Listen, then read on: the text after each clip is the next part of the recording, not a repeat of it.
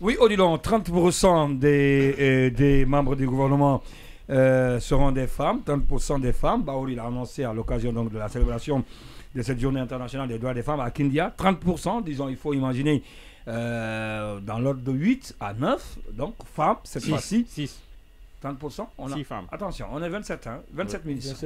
27 ministres, hein, Non. 27 et 2 secrétaires. Oui, généraux. donc 29 membres du 29, gouvernement. disons. Donc je pense que les 30%, 30% c'est sur les 29. C'est sur le 29. Donc sur le 29, il faut s'attendre à 8, 8 au moins.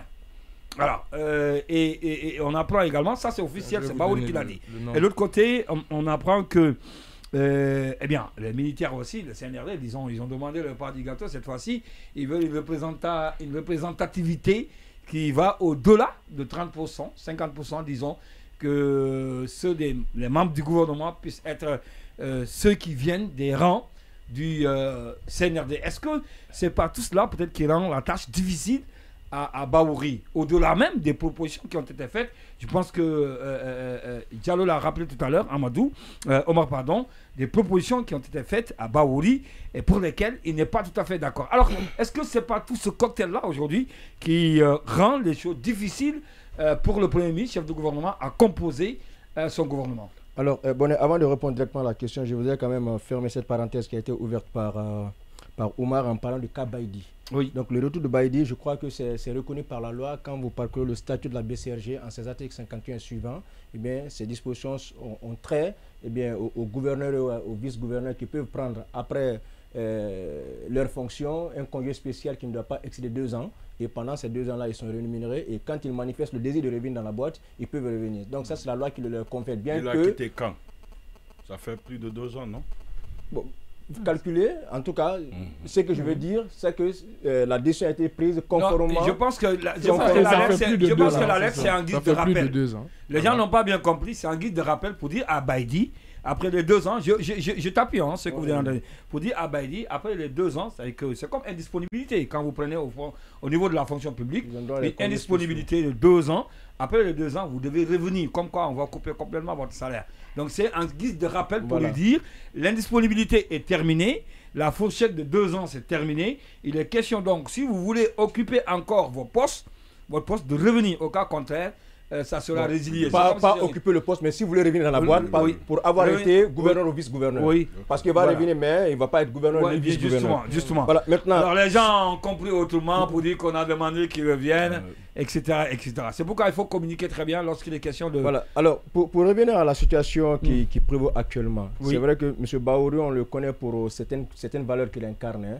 C'est un monsieur qui tient à certaines valeurs-là. Et moi, je pense qu'en acceptant être nommé Premier ministre, chef de gouvernement, il s'est dit oui, en assumant cette fonction-là, je dois tenir à ce qu'on appelle les obligations de résultat. Alors, pour parvenir aux résultats eh bien, escomptés, il faut falloir composer avec des hommes qui peuvent t'aider à aller à cette fin-là. Par conséquent, si à Kindia, par exemple, on nous a parlé de 30% des femmes qui vont intégrer le gouvernement, ça, ce n'est pas une mauvaise chose. J'aurais bien voulu qu'on aille, peut-être qu'on me dise 50-50. Mais c'est une déclaration qui est faite le jour, lors de la journée internationale des droits des femmes. Ça, est-ce que ce n'est pas pour contenter les femmes? Mais ce qui est important est que je me dis que Baouri est à la recherche encore d'hommes capables avec lesquels il peut vraiment composer le gouvernement. En ce qui concerne les militaires, bon, après, les militaires, est-ce qu'ils ne sont pas des Guinéens? Ils sont des Guinéens. Moi, aujourd'hui, ce n'est pas parce qu'ils arborent le CNRD, on dit, oui, pas seulement les militaires, le CNRD. Parce que le CNRD est composé des militaires, gendarmes, policiers. D'accord, mais voilà. Pour ce qui est, parce que l'information relative aux porteurs détenus, quand même, je l'ai aussi reçu. Mais ce qui est encore important à ce niveau, moi, quand même, j'ai eu la chance d'échanger avec certains membres du CNRD qui sont des militaires, hein, qui composent des forces spéciales. Ce qui est évident, il y a des intellectuels parmi eux. Voilà, il y a des intellectuels parmi eux qui ont fait de très bonnes études. Moi, en tant que citoyen aujourd'hui, ce qui importe est que, à la fin, que toute personne qui est désignée à assumer une part de responsabilité, puisse produire aux Guinéens des résultats probants, des résultats nous permettant d'aller de l'avant. Il ne faut pas au lieu de choisir quelqu'un parce qu'il est de tel bord politique, il ne faut pas choisir quelqu'un parce que j'ai telle ou telle affinité avec la personne, mais il faut choisir le Guinéen qui est capable d'offrir ici des résultats qui permettront aux Guinéens, à la Guinée, eh bien, de connaître un développement. Alors, si aujourd'hui la composition retarde, je pense que là, il faut comprendre parce que Bahouri, si vous me permettez, je me dirais qu'il est au soir, eh bien, pratiquement de son combat, hein, de sa carrière politique.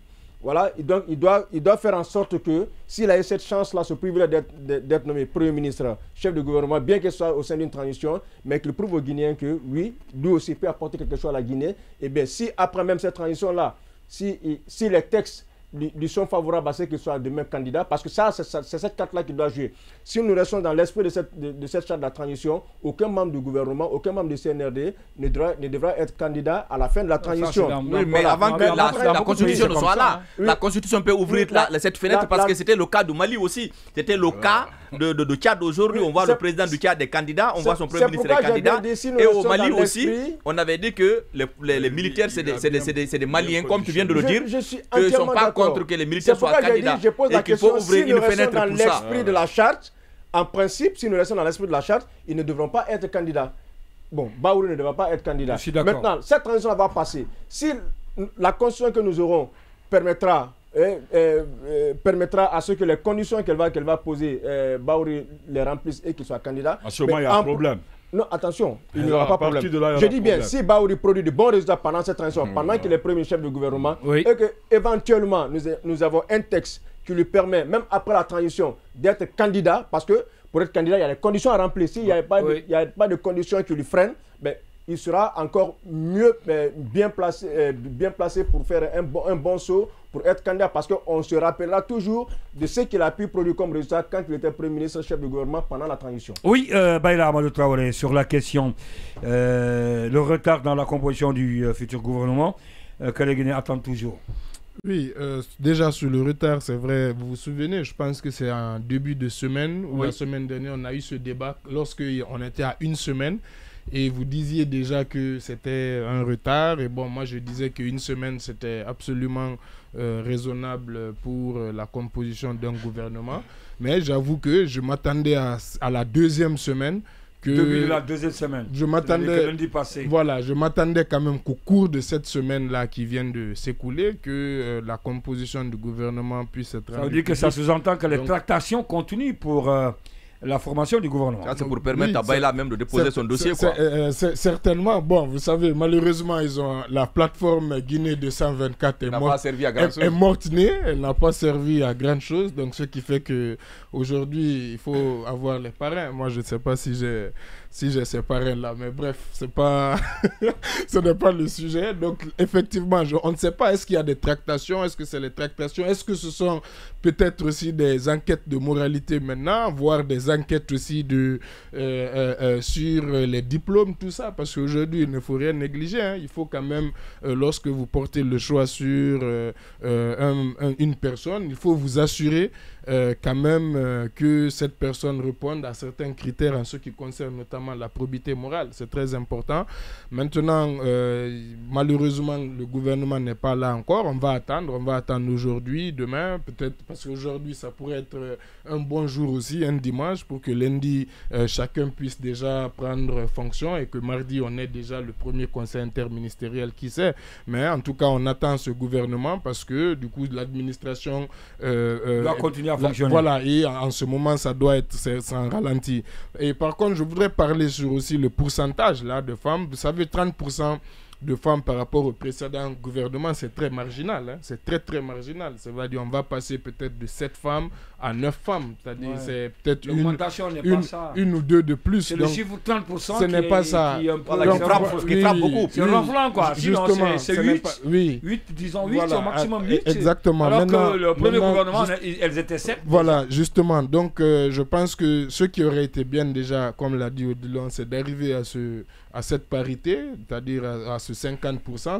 Ça c'est significatif. Ça mérite d'être martelé. Mais aussi, plus important, ce sont les postes. Regardez les ministères régaliens. Prenez les 5-6 premiers ministères dans l'ordre dans l'ordre protocolaire. Il n'y a aucune femme. Il n'y a aucune femme. Il n'y a aucune femme au sein des ministères régaliens, c'est-à-dire le ministère de l'économie, le ministère des Affaires étrangères, de la défense, de la sécurité, de la décentralisation. Sauf que le premier gouvernement, c'était une femme qui venait. Oui, et malheureusement, qui n'a pas duré. Vous avez vu dans quelles conditions elle est partie. Ouais. Et peut-être que justement, parce que c'est très... Moi, je pense qu'il faut donner la chance aux femmes.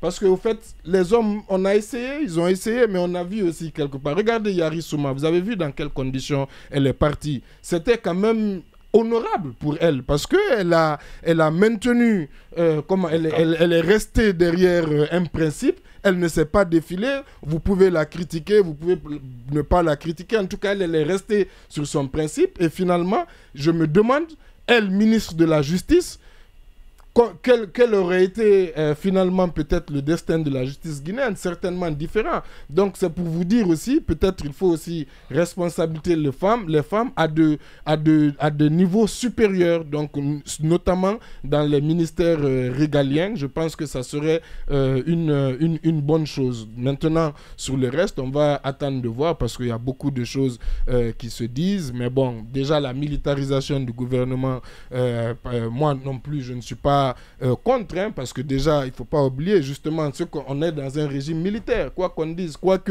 la façon comme on va édulcorer ça ou comme on a édulcoré avec une charte de la transition, avec tous les dispositifs, les droits et libertés qui, en tout cas sur le papier, étaient reconduits, etc., n'empêche que la pratique, l'exercice du pouvoir nous a prouvé qu'on est réellement dans un régime militaire, donc plutôt à tendance autoritaire. Donc si je pense à certains postes, notamment le poste de l'administration du territoire, d'ailleurs je trouve illogique que ce soit un civil. En plus, pour le précédent gouvernement, un civil qui n'avait pas forcément vraiment justement la trempe de pouvoir donner des